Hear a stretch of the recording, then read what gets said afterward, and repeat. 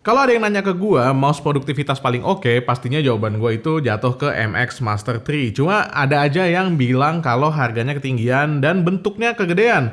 Kalau gitu gua punya opsi yang kedua, yaitu MX Anywhere 3. Wujudnya lebih kecil, tapi punya fungsi yang mirip banget sama si MX Master 3. Tapi keluhannya biasanya harganya juga masih gede. So, gua punya pilihan paling baru dari Logitech, dan ini definitely mouse killer untuk MX series ini. Yuk kita bahas. Per hari ini Logitech Indonesia sudah mulai menjual Logitech Signature M650 versi biasa dan juga M650 versi L. Bedanya apa? Yang biasa itu lebih kecil dan yang L tentu aja ukurannya lebih besar alias large. Emang mouse ini nggak bisa dibilang sebagai mouse yang premium, dia pun hadir dalam kemasan yang biasa aja. Bentuknya blister kayak begini, nggak kotak kayak MX Master 3 atau kayak MX Anywhere. Logitech Signature M650 ini hadir dalam 3 warna untuk yang versi biasa, tapi untuk ukuran yang L, di Indonesia dia hanya masuk yang versi warna grafit ini aja. Untuk kedua warna lainnya sayangnya nggak hadir.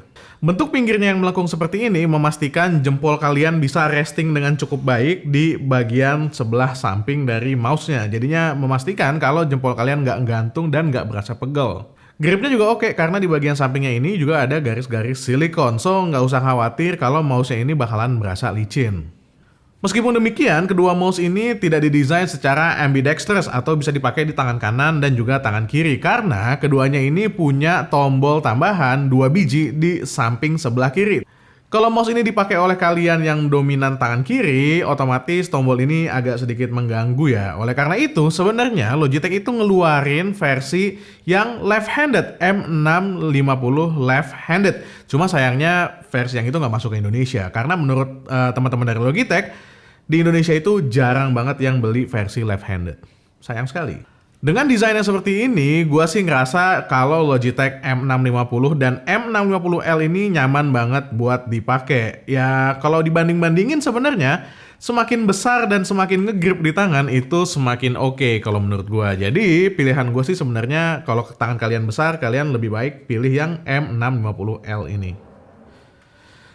Versi yang standar juga sebenarnya nyaman, hanya saja genggamannya itu yang agak terlalu kecil. Jadinya buat kalian yang tangannya terlalu besar, pastinya akan berasa agak sedikit lebih pegel ketimbang pakai yang versi L. Untuk fitur-fiturnya sendiri, Logitech M650L ini datang dengan beberapa fitur yang menurut gua bisa comparable sama si MX Anywhere.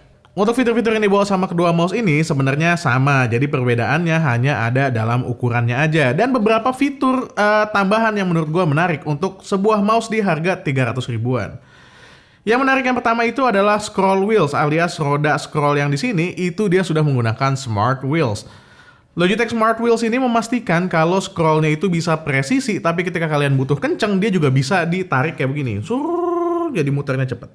Untuk scroll wheelsnya ini juga udah dilapisi silikon, jadinya nyaman ketika kita pakai buat scroll dan nggak berasa licin. Scrollnya juga karena dia pakai smart wheels, jadinya enak lah, presisi. Fitur yang berikutnya itu adalah silence, di mana mouse ini itu cocok banget buat kalian yang pengen pakai untuk kerja malam hari, karena dia nggak berisik sama sekali. Nih, kalian dengerin.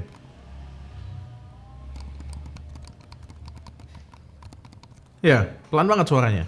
Untuk koneksinya sendiri, Logitech udah nyediain 2 jenis. Yang pertama itu adalah dengan Bluetooth low power dan yang kedua itu adalah dengan dongle Logi Bolt.